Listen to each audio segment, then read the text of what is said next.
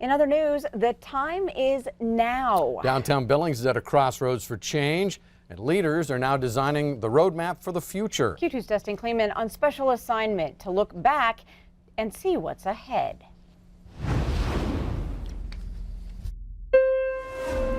To know where we're going, we need to revisit our past.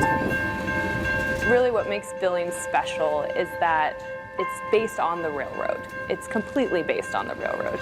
Although our main industry might not be the railroad anymore, we're still impacted by that early development. Frederick Billings, 1882. He saw something special. His son, on the other hand, He said prospects in Billings look as bright as the bottom of a camp fry pan. Needless to say, he was wrong. The Magic City grabbed its name from the explosion of population in the early 1900s, from 800 people in 1890 to over 10,000 just 20 years later. From there, a town in eastern Montana's prairies blossomed.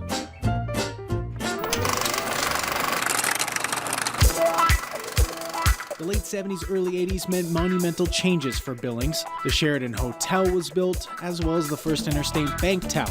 Since then, the skyline hasn't changed much. Downtown Billings has remarkable landscape, with beauty on every corner. But it's not difficult to find blight, or those in need of a hand up. Billings needs to step up and stand up. It's time. Downtown Billings Alliance Executive Director Lisa Harmon and Director of Development Greg Kruger are both set to resign from their posts at the end of the year. But before they do, the Magic City will have a new framework plan, an update of one developed 2 decades ago. It was a no-brainer. Everything in there was pretty well came into fruition. Since the plan was implemented, Downtown Billings has invested more than $300 million on 317 projects. Now leaders say it's time for them to call their big shot. We've done 317 base hits. We need a grand slam. The future, as dictated by the meeting, includes dining on rooftops, public transportation revamping with trolleys or light rails, less one-way streets, more green space, better lighting, more housing options, and inclusion of Native Americans. And I believe that downtown is going to lead out some of those broader issues and concerns that we have as a community that need to be addressed boldly by us standing up and saying, this is what I would like to see in my community. Financially, there are few options. Much of downtown's transformation can be attributed to tax increment finance dollars, funds that are built up by the district's businesses, reinvested into downtown. I think it's an incredible tool because I'm going to tell you, if we didn't have it, I don't think we would have invested in 300 projects in downtown. We have so many things that we want to happen, and it all comes down to money. You need people or something, a vehicle to pay for it. And of course, the Chamber supported the Local Option Authority for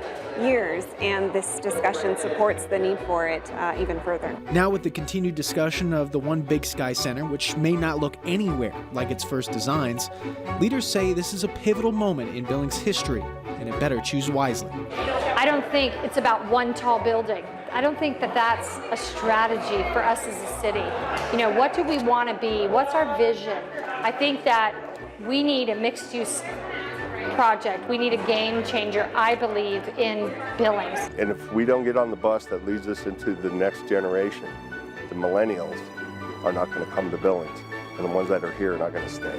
Whatever happens has to be embraced by the community as a whole. Whatever happens next won't be considered magic. Rather, the hard work found in a community that's thrived for 135 years.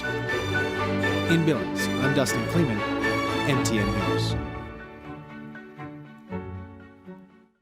All right, thanks, Dustin. Good piece, huh? And one change underway in downtown Billings right now, well, the closure of the Good Earth Market today. But that also paves the way for another business to grow in its place.